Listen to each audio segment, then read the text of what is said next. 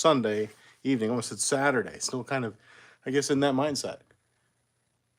Let's see, do we have anyone in yet? We have a few things I want to talk about, including, but not limited to, what our plan is for the newest project. It's not really a project. It is a project, but not really a project. It's a true budget-friendly project, which means it needs a little amount of work to have a lot of fun. So I think we may have found the ultimate sleeper car. Ultimate budget. Drive your kids to school on Friday, hit the track on Saturday. Anyways, how's everyone doing tonight? In the comment section, let me know what you guys are working on. We have a piece of mail if you're interested in sending mail. It's P.O. Box 7, Averill Park, New York, 12018. Again, that's P.O. Box 7, Averill Park, New York, 12018. We'll be opening up that in a moment so we can add yet a new sticker to our board. JB's Little Fun Shop, or Little Shop, how you doing? Tall John's Fun Shop, how you doing? If you guys haven't seen the short, we have a new project for the channel. It's not so much a project. We needed a reliable vehicle because the Escalade is aging quickly. It is a very reliable vehicle, but unfortunately, it's time to retire her to winter only.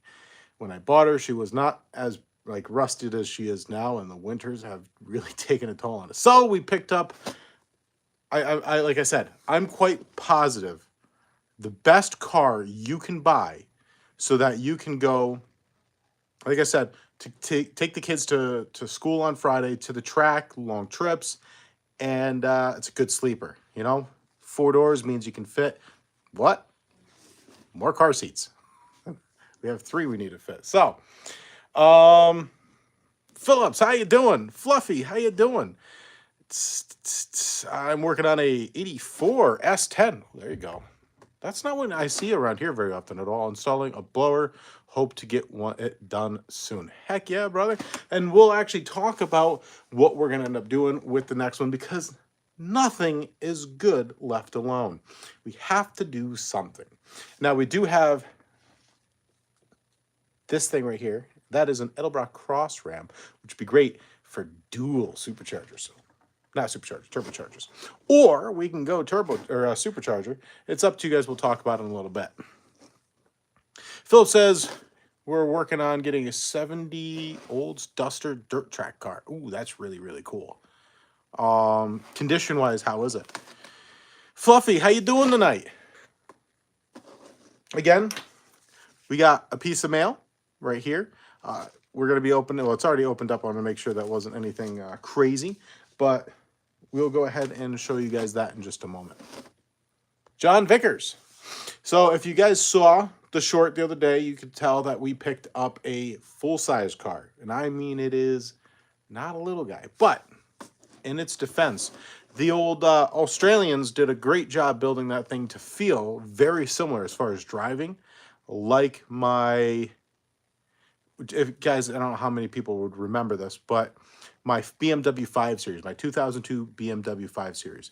It feels a lot like that. And that, of course, is the 2012 Chevy Caprice. And that thing has got it's called an L77, which is basically an LS2 bottom end with an LS3 top end. And thing's a freaking monster. I'm not going to tell you that it can go from 0 to 80 and good, but it, hypothetically speaking, can go from 0 to 80 and good God. I never knew a car that big can go that fast, especially bone stock.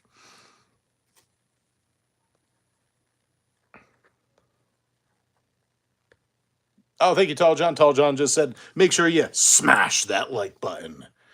Really good for its age. Getting a motor in next week. Hell yeah. Subaru Kid says, got a K-code, 1964 Ford Fairlane 500. Got it running. Just needs a distributor. And now it's worth over 20 grand. Bought it for $3K. That is a heck of a deal. Good God, that's a great deal. Get a thumbs up for that one. So, we're going to actually start working on the Super this week. We had a bit of an accident last year before we did the Supercharger swap. We still had the intake manifold that had, actually, no, we had the the water crossover tube that had a rubber grommet, and that rubber grommet failed. And unfortunately, totally forgot about it because literally like first thing in the year. So I pulled it, put a new grommet on it, and I filled it with just regular tap water. And one of our 14-degree weather days, my brain just kind of like, oh crap, and remembered that there was still water inside the engine. So during one of our worst cold days, I remembered that, went outside, dang near froze my fingers off to get the car to start. Seems to have no leaks in the engine. We may have a small leak in the brand new Mishimoto radiator, which is not their fault. You don't let your radiator freeze solid. Don't be an idiot. So I didn't think anything of it. And now tomorrow we're taking it to a radiator shop where we can get the radiator, the line in and line out will be cut off. We're going to have AR fitting, an AR bong welded onto it, so we can switch our entire coolant system from regular rubber lines to AN, because unfortunately with the new party pulley, which I don't have with me, I have it upstairs, we have the 65 millimeters pulley, which goes from a pulley that's about this big to a pulley that's about this big, and should bring our rotational speed of the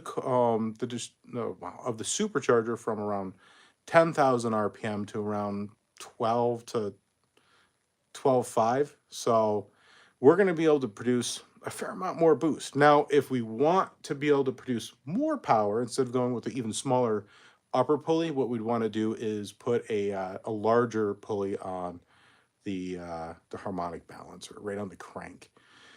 But, we'll cross that bridge when we get to it. The engine is still stock, so we don't want to pull like 30 pounds or anything through it. But we have, for our air to water intercooler, or our heat exchanger, we have all AN fittings for that.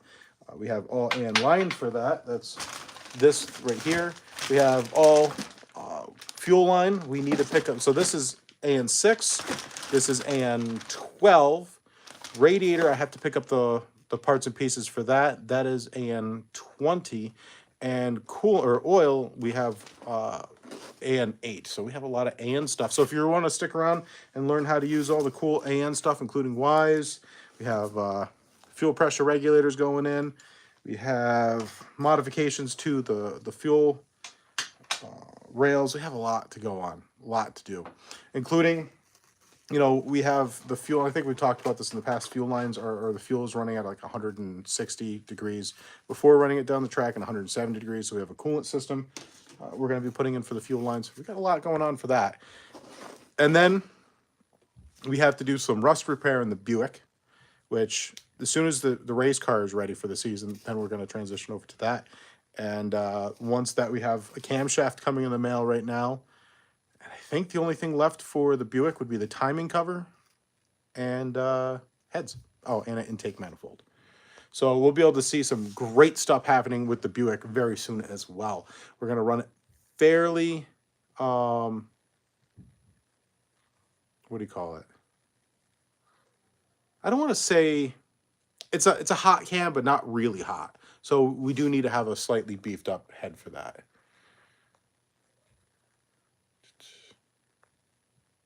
Yeah, you got to use coolant in your car. Unfortunately, I'd completely forgot about it. And seeing how I don't drive that car in the winter, it just became out of my mind. Like, it didn't even come to my mind. So yeah, when I lost the coolant on the road trip home from just a regular event, and I went to like a store and was just like, I get a couple buckets of water, fill it up, and then I totally forgot about it. So just make mental notes when you do things, and don't be like me and completely forget, because that's could have been a lot worse. When I first started up, I thought it was the belt slipping, and I'm fairly confident it was actually the water pump was frozen. And so I quickly shut it back off. I have videos of it, and that will be in a future video. So I shut it back off. I let what little heat was created while the engine was running soak into it, and fortunately that was enough to free up the water pump, which is driven by the timing belt. So it's a good way to skip timing. Just don't do that. It's not a good time. Fortunately, everything seems to be good. It's running right, no problems. What's up, Timbo? Subaru didn't even stop and look, but it looks nice. Would make a great project. How much is that merch? Are you talking about this merch right here? Where you can get the Project Cerberus, the old satellite. You can head over to the merch site over at Blacktop Yacht Club, where you'll be able to pick up whether it's you want the Buick stuff, whether you want the Super stuff, or like if you want something like this right here, or if you want something standard, like or if you want one of these guys right here. And we'll be giving another sticker away tonight. The AN stuff is very nice. So to keep it in, now this is not sponsored. This is not sponsored. This stuff cost me an arm and a leg. But to keep it in the spirit of basically everything being Australian in the Supra, these things right here are, let's see if I can get it to focus here. They're Aeroflow, which is an Australian brand. And as far as and I'm going to be using these for all projects moving forward. When we start working on either supercharging, and we're going to get into this discussion very soon, are we going to supercharge or are we going to turbocharge the 2012 Caprice? I'm leaning towards supercharger. The same company that I got for the supercharger for the Supra, Harap, has an entire kit for that car. So if we're going to stick with that, they have, like I said, great kit, but everything's going to be AN. We're not going to have any fuel leaks. We want to make sure that when everything's together, we don't have fires, no fires.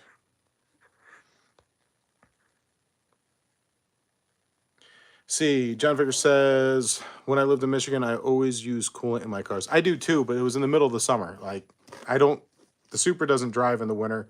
Also, the other thing is, one of the reasons why I never fixed it or put coolant into it is you can't, according to NHRA rules, you're not supposed to run coolant in your car on the drag strip.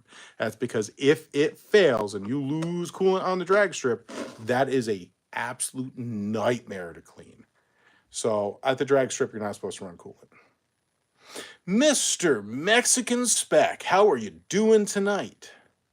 Actually, is it tonight yet for you? I don't think it would be. Is anyone talking about going to the no-name nationals this year, or is it no to ask? I don't really know quite right now. I don't find out my filming schedule till about a month. Actually, I'd say about the month I'm in. I know right now the first Wednesday and the third Wednesday, I'm guaranteed to be filming. That is in one of my master user agreements with Hemmings Motor News. And that is for the show, which will actually be airing this coming up month. And there'll be 2 every Tuesday, I think. And that is Hemmings Garage Overtime. And then the other show I'm filming for Hemmings, but it's through an incredible production company called Foss Productions. He's done everything from like Motor Trend stuff to other content creators. Like he makes incredible stuff. So I'm director and first camera on his stuff. I'm not doing any editing on that. And that stuff kind of is play by ear. Like that was, if you go over to Hemmings, you can actually watch the very first episode of that, and that's with a 32 Ford. That car or that truck is freaking awesome. It's an all original car or truck, never modified. Hemmings is at the museum, was the third owner. The first owner was the post office. Like it has an incredible history. The second episode of that's going to be airing fairly soon. And then we have some really cool things in the work for that as well. So huge stuff going on there. So that's one of the reasons why I don't know where I'm going to be. I can say that the only period of time I know I will be available, unless something changes, is going on Power Tour this year. So that's close enough that I was able to get that locked in. And the Supra will be going on that. Thank you, Stephanie, for putting a link to the merch. If you want to be able to support the channel, this is completely funded by you guys and adventures like filming for Hemmings. So I don't have, and I've had sponsors reached out to me, and we've had some sponsors like Cars LLC, as well as actually Blacktop Yacht Club started out as a sponsor and turned out to be a great partner to work for. They have phenomenal shirts. There's a reason why I put my name on their shirt. This stuff has held up for a year. This is a brand new shirt though. So a lot of this is just me being financially irresponsible. The Subaru Kid says, "What's what's my favorite car brand?" I don't have a favorite car brand per se. Um, I'd say if it comes down to four, if it came down to four, how about this? 60s, it would have to be Plymouth. 70s, it has to be the Buick. So 60s, Plymouth. 70s, Pontiac. 80s and 90s go to Toyota. 2000s, man, BMW. The BMW 5 Series I owned was just freaking killer. It really hurt me to sell that car. I really, really loved it. But and I would say that the Holden right now has, so Holden is in the 20 teens, because that Caprice is freaking killer. And I would like to get a G8. Or if I ever had stupid money, we're gonna lose our sign.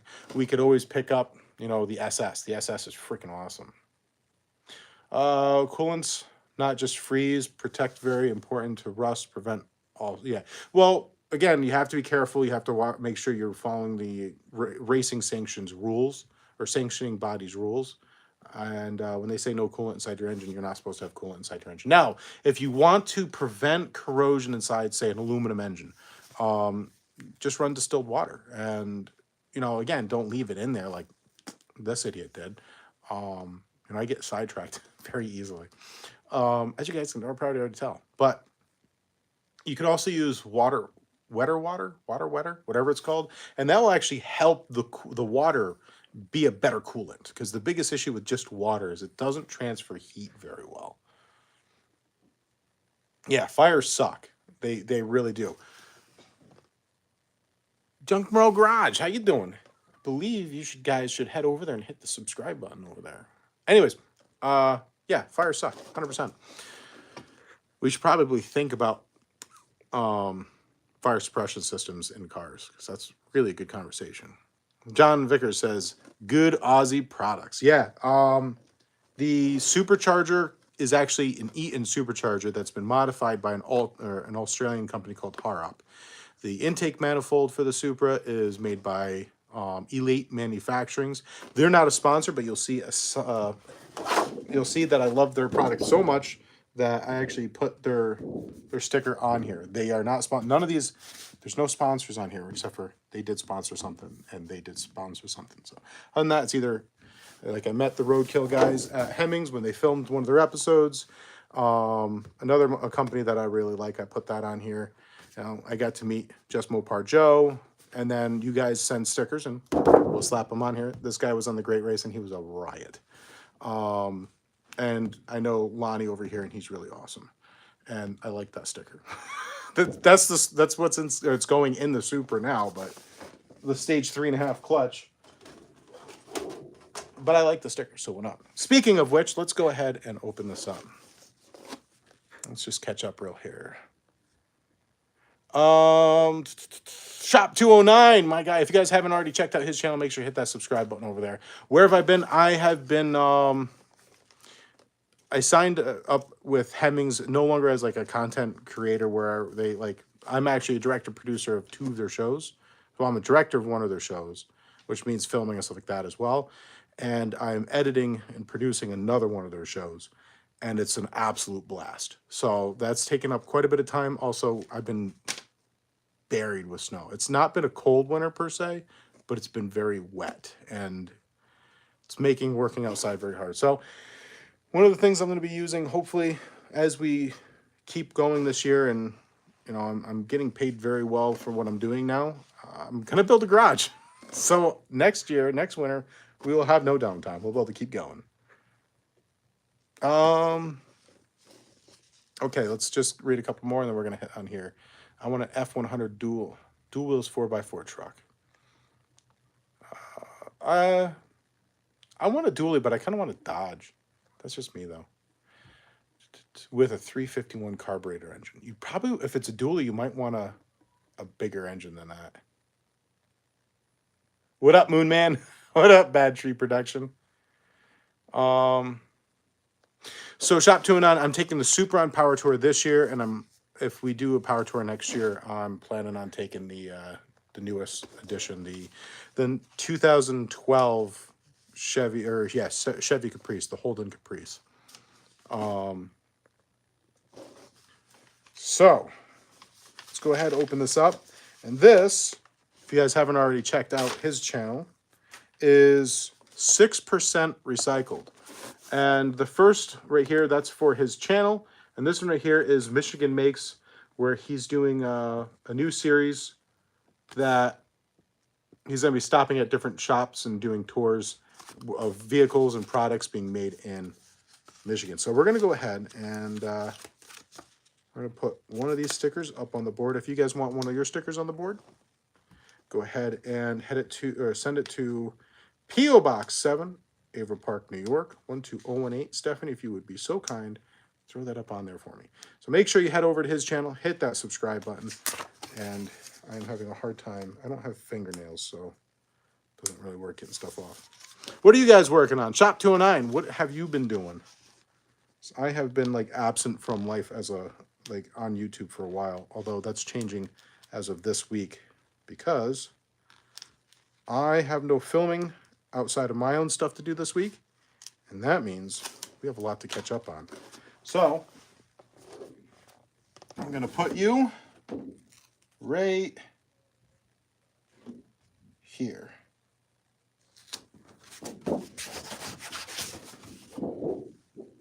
Slightly blocking over the Helltech sticker. Let's see. Brian, I had a faster tow truck in Perth. I used to do 10.25 mile track. Wow. 10 seconds in a tow truck and a quarter-mile track. That is wicked quick. All right, let's go ahead and we're going to give away one of these stickers, although I don't have stickers or anything made up or even a design for the Caprice yet. Wow, brain just totally worked out. But we're going to switch gears and head over to the Caprice. So if you want to win this sticker, you're going to have to tell me 3 things in one comment right here. What engine is in the 2012 Caprice? Based off of the actual code, what is the bottom end displacement-wise in liters? And what is the casting numbers of the heads? So, for example, at my Escalade, you would say it's a LQ4 with a 6.0 engine and 317 heads. Something like that. And if you get it right, you get a sticker. Now, let's go ahead and start talking about the Caprice. The Caprice is awesome. I really needed... Are you allowed to Google it? I can't verify if you are or not, so I prefer you don't. It'd be cool if you don't, but I don't know. I'm not the NSA. I can't figure out what you're doing. So, the Caprice. Currently, I got to drive it home. I bought it from my really good friend Roland. It was one of his cars in his fleet. He's moving away, which is a bummer, but he gets to go work for the King. So I get it. It sucks, but he gets to go do the dream job, go and work for Richard Petty. And so I bought that from him, and the big reason why, obviously, like I said earlier on, the Escalade is aging. And unfortunately, that even though it's got the 6.0 LQ4, it's a total badass engine, everything else is rusting on it. And it's just, it doesn't, I don't have to change the oil anymore in that vehicle. It changes itself. It's starting to get a little other things coming up. So at this point, I want to spend the winter or the summer just tinkering on it, getting new exhaust on it, and then just use it for winter use only. That way, you know, it can keep rusting, but say the Caprice won't. Now, the Caprice allows me to fit, and this is what I really love about it. It allows 3 car seats side by side in the back seat, and the legroom in that vehicle is unreal. It's almost like the size of a BMW 7 Series, but it drives like the BMW 5 Series, except for it has way more attitude. Currently, it is way too quiet. If it's after it starts up and it warms up, you can't hear it run at all, which is great for a cop car, not so great for me. So we're gonna pick up a solo exhaust, and we're going to go from back to front and redo the entire thing. I'm thinking about, I want to liven it up a little bit, which is, it doesn't need to be livened up much. That thing is a freaking animal. But I'm thinking, depending on what we decide to do here, do you want to go with, and once we just, talk about the engine and make the decision on who gets the sticker, that engine right there is holding on to a Edelbrock cross ram air intake manifold, which is absolutely killer, and turbo headers. So, do we go twin turbo on the Caprice, or do we do something a little bit less obtrusive and quite honestly, a lot easier, and install a supercharger kit?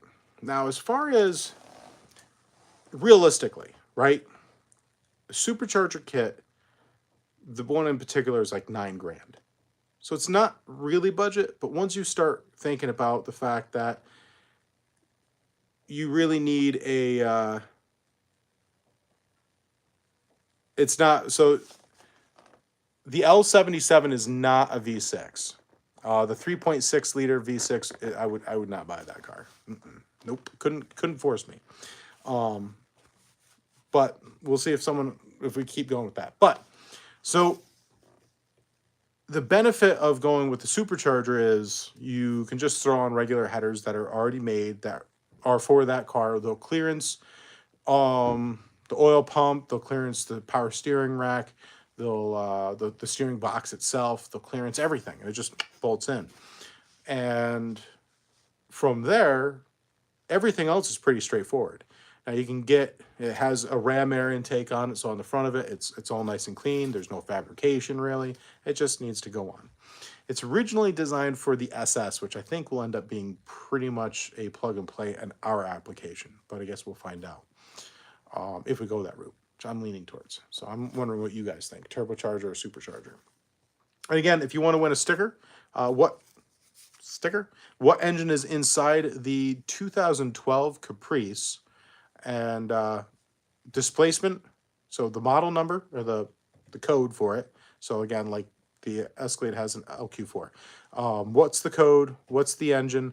Displacement, and what are the heads casting numbers? Okay, there we go. Junk Morrow Garage. It is a 6.0 L77, which is basically an LS2 bottom with an LS3 top. And the casting is 823. Go ahead, shoot me an email, and I will send you a sticker, my friend. And it's LunarOutlaw@gmail.com. I just need to know where I'm sending it.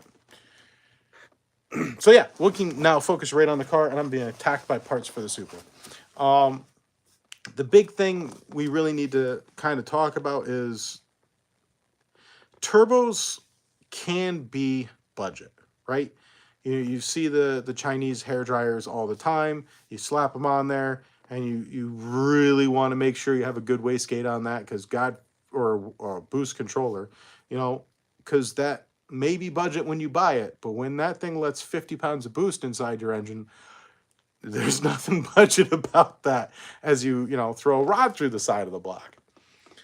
So it's not so bad when you get like a supercharger, because it's only gonna be able to produce so much power. So if the user puts too small of a pulley on the top or too big of a pulley on the crank, and you sit there and produce 50 pounds of boost, that's on you.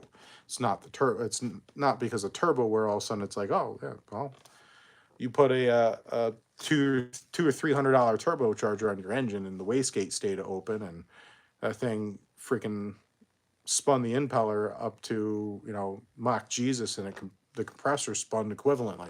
That's on you, or on the computer rather.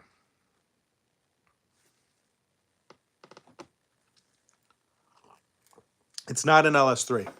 The LS3 is different. It's Holden put that engine together, kind of like their own little voodoo magic, and it works really well. It's an L77. The bottom end is, of course, a 6.0 all aluminum engine with the displacement on demand garbage. And that is just trash. So we will be deleting that.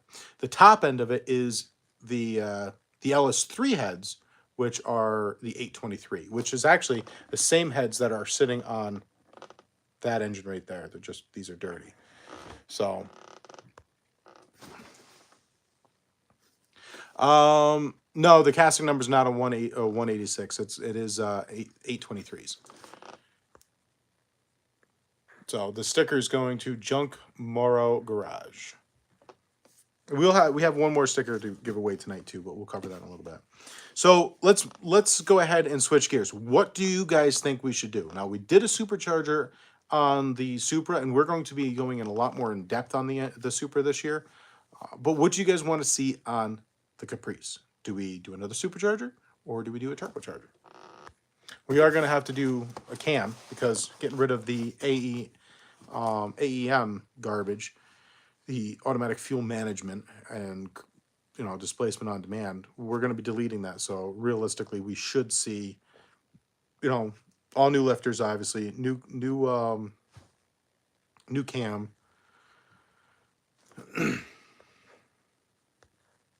So we have 2 votes already. The Supercharger kid, or the Subaru kid, which again, head over, hit that subscribe button. And John Vickers say twin turbo. Junk Morrow Garage says, my buddy has one of those engines in a G8. That car flew. Yeah, the buddy I bought my buddy Roland, who I bought the Caprice off of, he's got another Caprice. It's the same year, silver instead of Alto gray. And if it wasn't for being so dark today, I would have, for the live stream, I would have gone out there. I filmed a little bit on it today, but not a whole lot. Had other things I had to do. Anyways, but he just recently bought his second G8, and that thing is freaking awesome. So the cool thing about the G8s, obviously they weren't cop cars, so they have a real interior. If you get a V6 G8, you can pull the interior out of it. The front door cards work. I don't think that this is all information from my buddy, because he lives, eats, and breathes these cars. That and Roadrunners. So he's got a very similar taste to me when it comes to cars. But he's the one who really can, like I've always loved Australian cars, and he's the one that really just made me fall in love with this thing here. You can put the center console out of the G8 inside the Caprice. Say you want to get a really budget-friendly car, you can spend anywhere from $3,000 on one. But mind you, that's going to be... If you find a Caprice at $3,000, you probably should leave it there. You're probably looking at around $8 to $9 grand, all the way up to 15 grand if it's a weird color. Also, gray is pretty rare, but if you're getting like a white one, you probably pay around $7 to $8 grand on it, which sounds a lot. Sounds like a lot. So when I say budget nowadays, we live in a really weird time. When I was growing up, you could buy a car that was quality, something that you could enjoy for $1,500. Now you can't.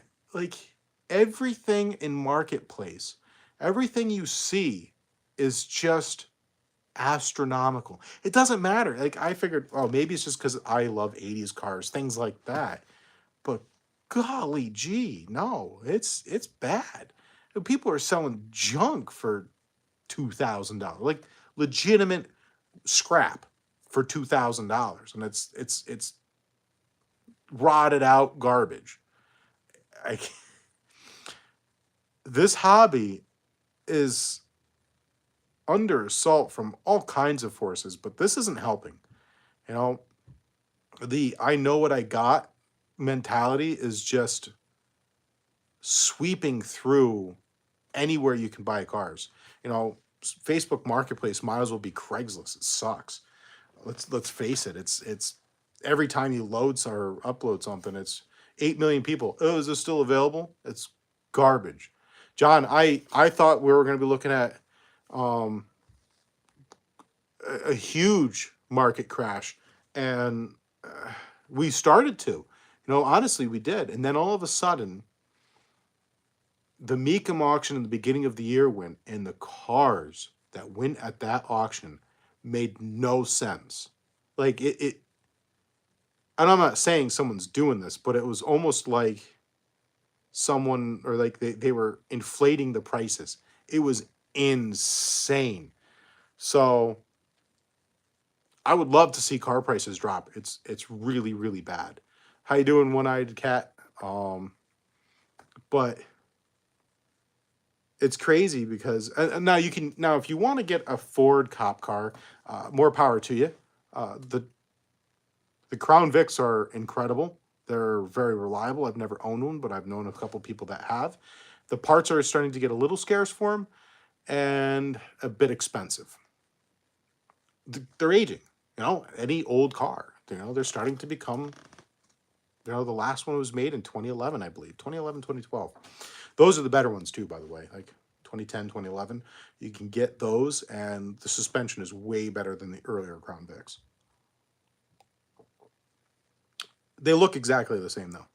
I think that was because of the Marauder. I might be mistaken. I'm not really a Ford guy, so if I'm wrong, I'm wrong. But I think it's because the Marauder came on the scene, and a lot of the innovations that went into that was stuffed into the Caprice. Not the Caprice, sorry, the Crown Vic. But as far as modern cop cars go, my buddy's a police officer for a local place, and he's going to be, we're going to see him a lot more this year. He's got a great channel. If you don't already, or if you haven't already subscribed to Steady Eddie PPV, he does, did I say that wrong? Just Google Steady Eddie. Stefan, if you can find his link.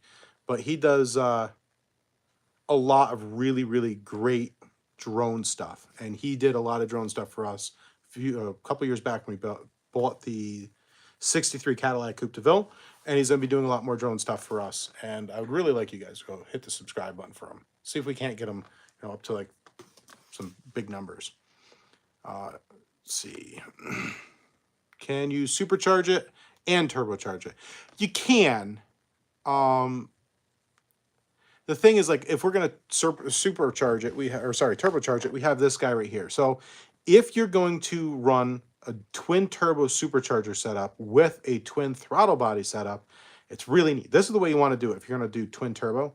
And that way you can have smaller turbos and the displacement is higher than a single, but you don't have the lag of a large single. But this right here, your exhaust should feed this. And then it's weird trying to point at it like this. This should feed that. Now this does have cross runners. So from this side to this side on the actual manifold, it will equalize pressure. However, you just make it more efficient, cross feed the two of them, and that's how you're going to want to do it. So that would preclude us from using supercharger, obviously. Now you can, I wouldn't. I mean, how much horsepower do I really want to make? And it's still, I still want it to be a daily driver. So 6, 7, 800 horsepower would be insane. John says it's coming soon. The collapse, I'm assuming. Junk Mario says the days of $500 project cars are gone. Yep. You buy a $500 project car. That's why. So what I spent on the Caprice, what you're gonna spend on a good Caprice, you're gonna start at like $8,000-9,000, and you know the more rare colors are gonna run you $12,000 to $15,000, which is a lot. But what you have to look at what you're getting with it, and this is what my mindset is: if you only had enough money to buy one car for your family and to be able to run at the racetrack, and that's kind of what I'm looking at. I mean, we still have the Supra, we have the Buick is going to go together. I'm blessed. I am very blessed to be able to do what I'm doing, and I have the cars that I have. But if you only had the budget for one car, what would it be? And you really can't go wrong with the Caprice. And you can make the argument there's other cop cars. You know, you can spend half as much on the Dodges, but they are going to generally be totally thrashed. Or you can buy the Ford, which again are generally going to be fairly thrashed, because the Caprice was only really bought by the most, I hate to say it this way, but the most affluential police departments. They were expensive.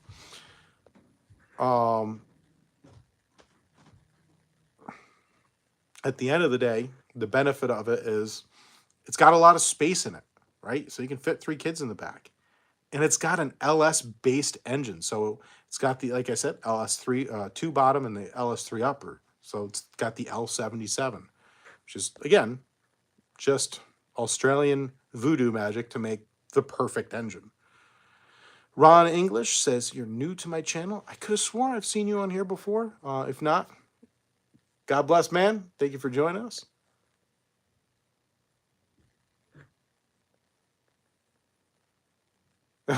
Ron said, just call me Cupcake. That's funny. Hey, Unfinished Project. How you doing, bud? One-Eyed Cat says, hey, up. Me and Tony's race is over already. Whose race?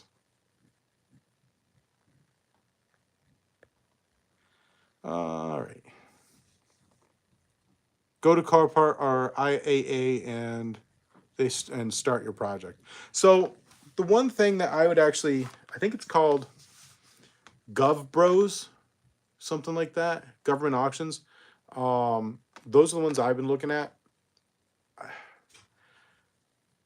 Copart, when I first started my channel, was a really good source for stuff. Unfortunately, Copart has kind of gotten to the point where it's everyone's using it, so everyone's bidding on them. The cars on there are very expensive. You know, you're not really gonna save much money. IAA, I've never really bought anything off of there. What started my channel initially was my 2014 Corolla, which was my daily driver, got hit by a person running a red light, and it hit me like that. She had, no license, no insurance, no, nothing. She had nothing. She hit my car, got out and ran. She clipped the whole front end of the car just right off. She was going 80 miles per hour. That car saved my life. It was not only great on gas, and I was doing like from job site to job site, whether I was doing inspections on the different job sites or I was working on the job sites, managing the job sites. It was a great car, but it was I was using it for construction as an electrician, so my tools are in it. It's not at least as messy as like automotive stuff, but still pretty dirty. And when she hit me so hard, like the front windshield was cracked, the back windshield was cracked, every airbag went off. That's actually my shoulder injuries from that, and just a bunch of and other things. Don't lift up trees. That's a life lesson. Anyways, so I was wondering what happened to these old cars, and I stumbled onto Sam Crack, and going down the rabbit hole of Sam Crack, I ended up finding Auto Auction Rebuilds. Now, Randy over at Auto Auction Rebuilds, if you haven't checked out his channel, make sure you hit that subscribe button over there. I have one of his t-shirts right here, actually. He's a riot. Boom. Is that? Yeah. Highly recommend his channel. He's the reason why I have a channel.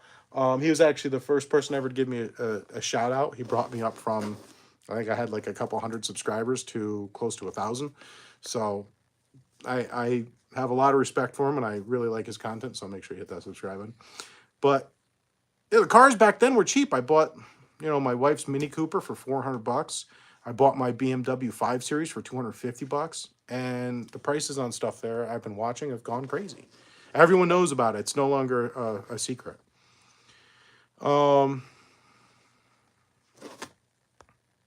Vicker says, yeah, it's the dealers we're using. I think it's just because everyone's like, you get outbid by, it seems like, I mean, maybe they're brokers, I don't know, but it seems to get outbid on everything. Yep, TK's Garage is also one of the, if you're into different types of stuff like that, TK Garage, other people that work with Randy, of course, Monkey Wrench Mike and Santa Claus, those are great guys. If you like the more European imports, you have Monkey Wrench Mike. If you want more traditional, American muscle, he just go over Santa Claus. Santa Claus Workshop just finished up an excellent Corvette. So highly recommend those channels. And Adam Carr is involved in that. In fact, when I bought the Buick and I drove home from Texas, the very first stop, we met up with Randy over at Auto Auction Rebuilds. Mike from the Santa's Workshop was there, and Austin Carr was there. We had a great time. We ended up going to a Mexican food place that I'd put it on the top 3 Mexican food places I've ever had. If not, maybe that's maybe the second best. It was really good. And then from there, we actually met up with our buddy over there, Just Mopar Joe, and we got a tour of his channel, his setup, and like especially stuff that he's been coming out with lately. My God, if you haven't heard of seen Just Mopar Joe, he is swiftly in my book becoming the king of Mopar, especially on YouTube. Like, definitely go him and Nick's Garage. Like, go check them out. We left Just Mopar Joe, threw a belt, broke a bunch of stuff in the Buick, kind of got broke down and almost had to leave the car stranded in Alabama. And then we met up with Dylan McCool.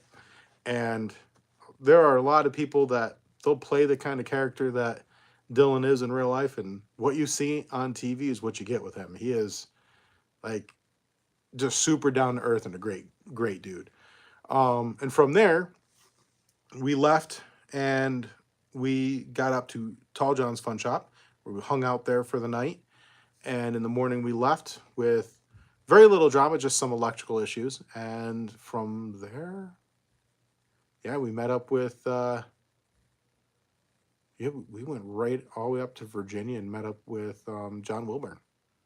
And then the car started acting up. The alternator was starting to not really charge much anymore. And then we end up having to just head up to the sponsor, which was the Cars LLC. That's Logan. If you're into Buick, like, if I ever have a sponsor, if I ever accept, an agreement with a sponsor, there's a reason why.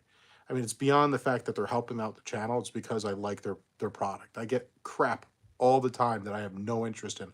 I did it once, and it was with a lighting company for lights on their car. And I quickly learned that there's a big difference between having a sponsor for something and then really trusting what you're getting. So Logan's a great dude. And again, the other sponsor of that trip was Blacktop Yacht Club, and I liked him so much that he is my merch guy now. That Subaru kid said I bought a 2008 Ford that Randy made a video on a while ago. We bought it. The video was 5 minutes. The video was 5 minutes old. Oh, okay. What Ford was that? Matt's of Road Recovery is great channel to the world's biggest record. I have to actually take a look at that. I think you're not the only, maybe you are? I don't know. I've heard that before. So we'll have to take a look. Let's get back to cop cars. You guys will distract me, get me all turned around. So my buddy who's a cop, I was talking to him the other day about what were his favorite cop cars that he had the opportunity to drive. He really liked the Crown Vics. They were very sturdy, reliable, and I was very surprised when he told me that they had 2 Ford Taurus cop cars that he really loved as well. Unfortunately, his partner wrecked both of them. So now they just have Ford Exploders, and he does not like the new ones. Said everything from the radio being just trash to they're kind of meh. Whereas the older Ford Explorers were very reliable and they were quick. I think it was the Interceptor package that they had on those were like legitimately quick cars. And he said he really loved the Dodge except for visibility out of it's pretty tight. And I got to say, there are a few things that the Caprice cop car is a little bit on, and that is just because, again, it's a fleet car, so the seats leave a little to desire.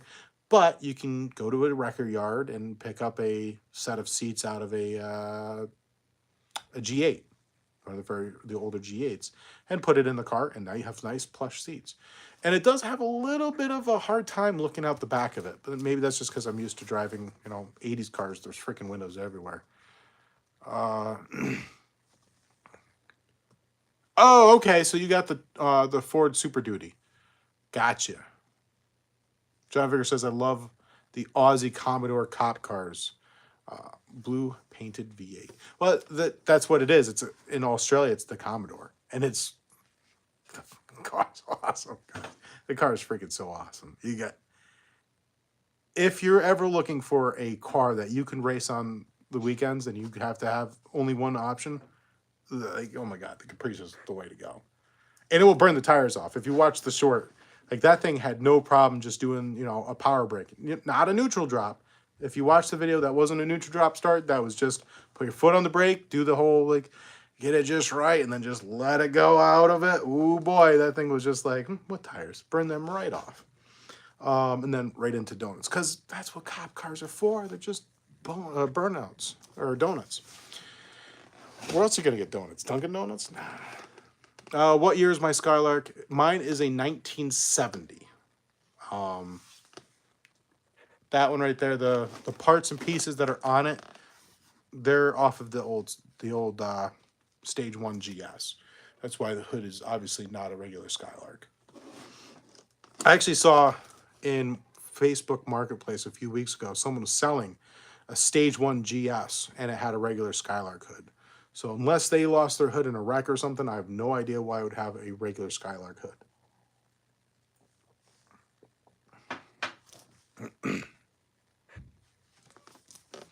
What are some of your guys' ideas of, as far as what you think about some of the actual cop cars? What was your favorite cop car? Whether it is an older cop car, say from the 60s, 70s, like do you want an old, 440 powered behemoth that could rip your face off? Or do you want, say your favorite was, and I do have to say, the Ford Fox body cop cars? They were pretty sweet. So, what's your guys' favorites? What's your thoughts? Sorry, I didn't mean to go on the side here. And again, if you want one of your stickers put up there, it's P.O. Box 7, Averill Park, New York, 12018. 90s cop cars were the best. Yes, yes, Fox body. Well, not all 90s police cars were the best. The Caprice from the 90s, that cop car was... It's definitely not the same Caprice as what I have now. The Fox body was wicked fast. That was a properly fast cop car. If that pulled up behind you, don't run. And of course, you can't really count, like there's a Corvette cop car that we had on the Northway for a while. That's like a one-off. That was the police department, had a lot of money, bought it, and we have a lot of drugs being run from Canada down to New York City, so you had to have the equal reaction, the same type of power. So there are different types of options. The Camaros, they weren't super fast. They were good. They were good cop cars. I'm not necessarily a Ford guy, but the Ford Fox body would have outrun them every day. John Vickers asked if I watch Cletus McFarlane. Hell yeah, brother. Yes, I do. Actually, for the first time ever, I bought a sticker from his website solely so I could be entered into the contest to win their latest giveaway. So we'll be seeing that up there because Cletus McFarlane, I do like his channel quite a bit. That Super Kid said, not all, but most. Hell yeah, brother. Yeah, the Panther platforms were fast. The benefit, like if you went to the later Panther platforms, like I said, the 2011 one, they were actually a totally different animal than the earlier ones. But either way, they were able to handle abuse.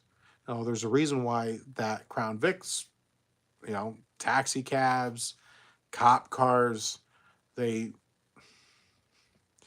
idle hours would generally get pretty high, and quite honestly, that's what the worst thing you could do with any car is idle hours, but they would get pretty beat up.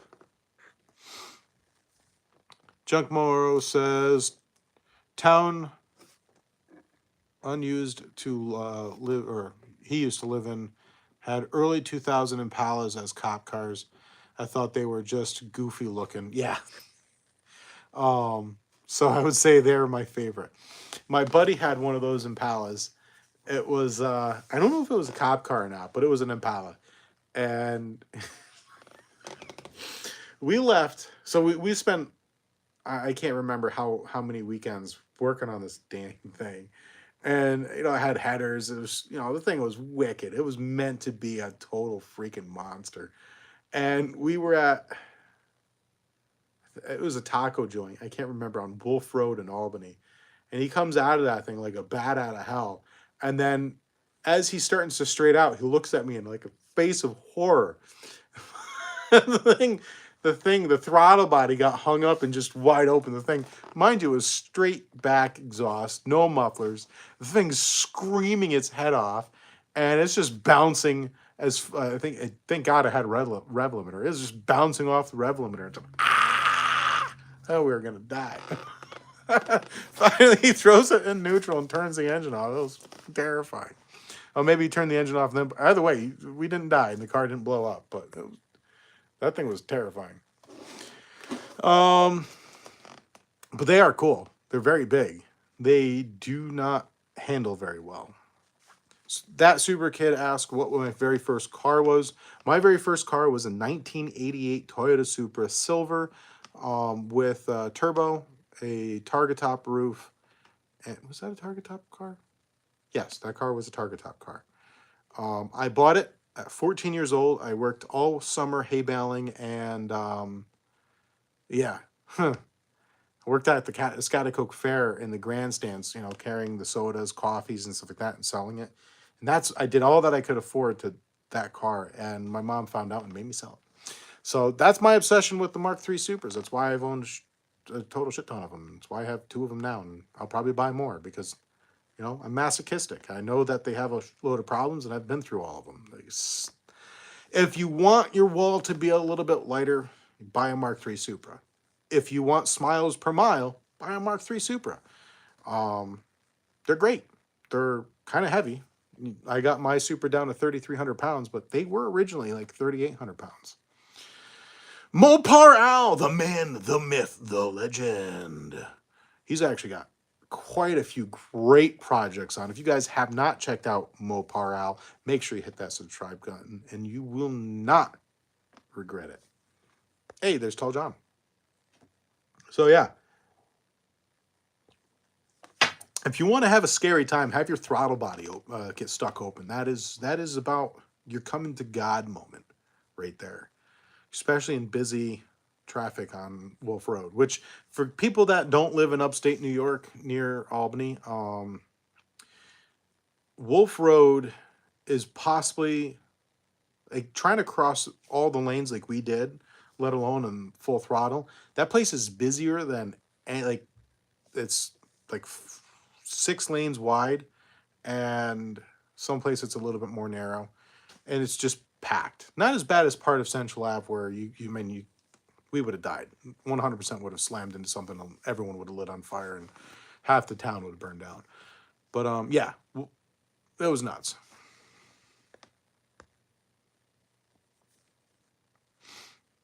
Let's see, I've had a truck on a 3-wheeler. What? You've had a truck on a 3-wheeler? Was it like a mini truck? I can almost see someone out somehow moving like an old Nissan truck or an old Toyota, like a 79 Toyota. A little itty bitty thing. Mopar Al, what have you been up to, buddy? What's new? What's exciting? I was watching Tall John's live stream. Was it last night or the night before? But yeah, we have a lot to get done. Fortunately, the weather's finally freeing up. I was going to pull the rear subframe out of the Supra this week, but I think I'm going to hold up a little bit longer. I think I want to buy a separate subframe and modify that one. But we do need to drop the engine out of it so we can put the stage 3 clutch in it. We have to switch the fuel line out from 5/16 to 3/8. We have the entire coolant system for the air-to-water intercooler, all AN fittings for that. Originally, the kit came with these little barbed things, but I figured I don't want any leaks because it's a pain in the neck to get to. So all, what are these things are called? Aeroflow. Great brand.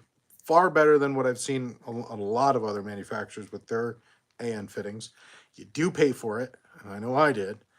They are not sponsored, but we have some pretty neat things. For example, this guy right here is 2 pieces, obviously. So you have, this is just your straight adapter to your AN line. And then this thing, if you want to see something neat, I couldn't freaking believe this guy. This actually goes right onto your line, right? So this will actually hook up and have your existing fuel line off of, say, your fuel pump, and it just like that. You don't have to use, like I have the tool to actually put the flare and everything on it, but say you can't get to it, right? There you go. We have a fuel filter that goes in line. It's going to be a hard line up to it, and then clip on a hard line going off of it. That will go to our fuel coolant system right here, which this is one heck of a beefy unit. Again, Aeroflow, and I got a couple of them in case I want to put one on for the transmission, which I'd like to do. I'd like to also put one on the differential as well.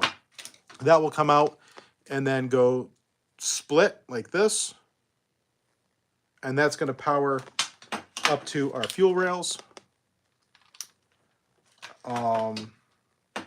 And then out of the fuel rails, it's going to go to our regulator, and then it will go all the way back right to the system. So that needs to get done. All new brakes. We had an issue with brakes. Had an issue with Cardone brake, Brembo brakes. They were coming apart, literally. Caused damage to one of my wheels. I went through a bunch of them. So we have a bunch of brakes things. We have rear brakes, front brakes, and then just, you know, we're going to have to hook up the power steering pump. Which, if you guys are looking into doing a really cool upgrade on your hot rod, and you want to have a power steering pump, but you don't want it to have parasitic loss on your engine, and you do not want to have a ugly power steering pump hooked up to your engine, this right here is out of a 2002 Toyota MR2 Spider. And this is a fully self-contained power steering reservoir and pump with 12-volt electrical. If you have something like a Haltech ECU, I'm sure other manufacturers for ECUs will do the same thing, where it will actually be able to hook up to a controller for your speed. And the faster you're going, the less this thing pumps. I'm probably going to just run it full out, all out max. But you can turn it off, and now you have less draw on your engine. We're going to switch over to a lithium-ion battery. Now, something I may try, because one of my buddies who's actually the mechanic over at Hemmings, and I've been working with him for the filmings stuff, he was actually talking about how people have started to adopt the electric power steering system out of certain Toyotas. And you can actually weld them into your steering column underneath the dash so you don't even see it, right? So you can have powered steering, electrically powered steering, and you would have no external modifications that would be seen. It would all be underneath the dashboard. And if you're trying to keep things looking original, so you don't have to put a power steering box in, you don't have to go rack and pinion, you don't have to do any of that. You literally just put this underneath your dash and it runs your power steering. You know, it's electric. It's super cool. I think it's a little too responsive, but hey.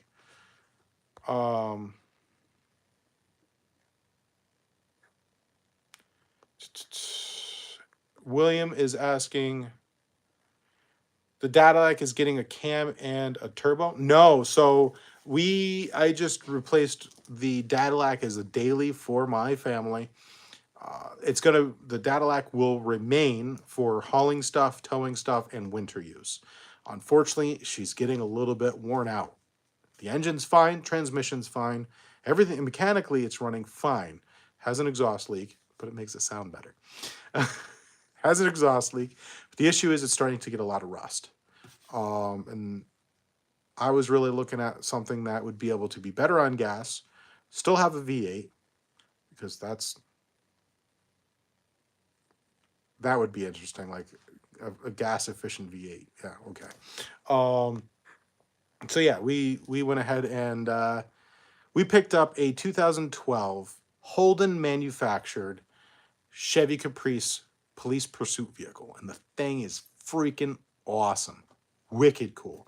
My goal was, you know, what if you were to be on a solely budget build project, what would you buy as a great base? Something that you'd be able to put 3 car seats in, something that you can bring the kids to school on Friday, and then to the drag strip on the weekend, you know? And that's why we chose that car. Also, my buddy has been preaching it to me for about a year, and Roland is 100% correct. That thing's a freaking animal. If you want to see it doing burnouts, you can head over to I did a little short. A full video will be coming out on that, but I'm going to be focusing on the highest quality content possible to you guys. So we're going to be using the stuff that I've learned over the past year and what I've been learning working with Hemmings as their director-producer, and we're going to have some great content with it. Let's see. Mopar outside just got done with the 6.1 Hemi and back on the 300 SRT. Now time to get back to the Lark. Yeah, the Lark is dope. You guys got to go check out Mopar Al. 100%.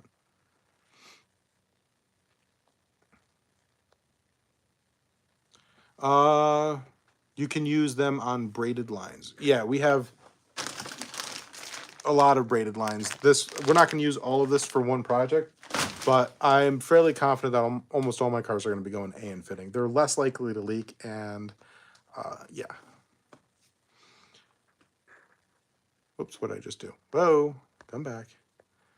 Luke says you can combine your live with UTG. Nope, no interest.